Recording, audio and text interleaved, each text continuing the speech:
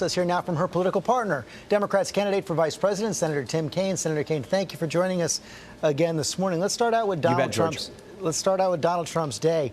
We heard those comments from John Podesta, the campaign chair for Hillary Clinton, but didn't Donald Trump gain some stature by appearing side by side with the Mexican president? You know, George, I don't think so. I think it was kind of a diplomatic embarrassment. We'll get to his speech later, but he's been talking for a year about we're going to build a wall and Mexico's going to pay for it.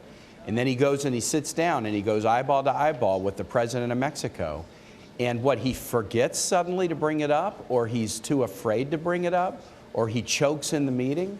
It's just kind of an indication that the guy talks out of both sides of his mouth. And when he is given an opportunity to address the central rationale of his entire campaign, he doesn't do it. And that's not the kind of strength you need in somebody who's going to be conducting bilateral discussions with the leaders of any nation. You say he's talking out of both sides of his mouth. Yesterday, the Republican Party put out a video talking about Hillary Clinton's flip-flops on immigration. Let's take a look. Hillary Clinton is pandering for political gain. Hypocrisy at its worst. Hillary Clinton, you just can't trust her. And over the years, she has moved towards more liberal positions on issues like the wall, on deportation, on benefits for undocumented immigrants. You know, George, that's not the way I look at it. There was an immigration reform effort done when Hillary was a senator in 2006, when George Bush was president. She was a strong supporter of comprehensive immigration reform in 2006. You remember that came up in the primary as a key point of difference between her and Bernie Sanders. And as I've campaigned all across the country, especially in the Latino community, they understand that Hillary has been trying to do comprehensive immigration reform for many years. This is not a new thing for her.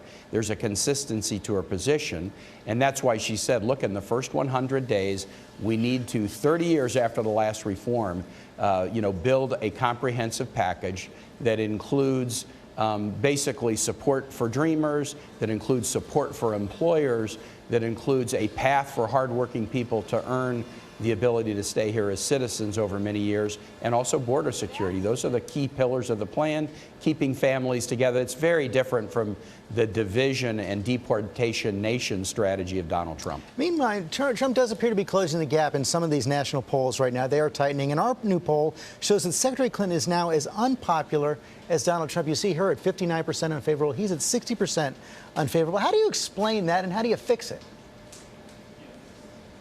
Well, look, this is going to be a tough race, and I didn't have any illusions about it, and Hillary Clinton doesn't either. We have felt from the beginning that this would be tough.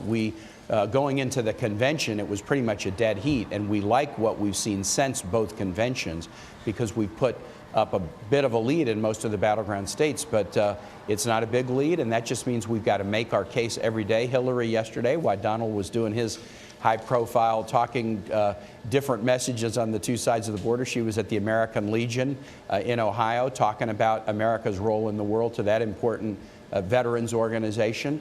We're going to have to make our case about the economy that works for everybody, and that we're stronger as a nation if we build alliances rather than tear up alliances and build walls. Finally, on a different subject, Colin Kaepernick, who's been having that protest, refusing to stand for the national anthem, expected to do it again tonight at a game that's supposed to be honoring military veterans as well. You're the father of a Marine. What's your reaction to Colin Kaepernick?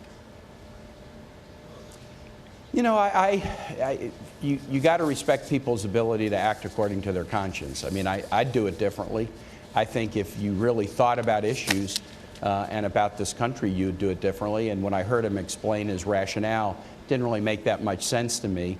But you got to respect people's ability to act according to their conscience, so I wouldn't presume to tell them what to do. Senator Kaine, thanks for joining us this morning. All right, thanks, George.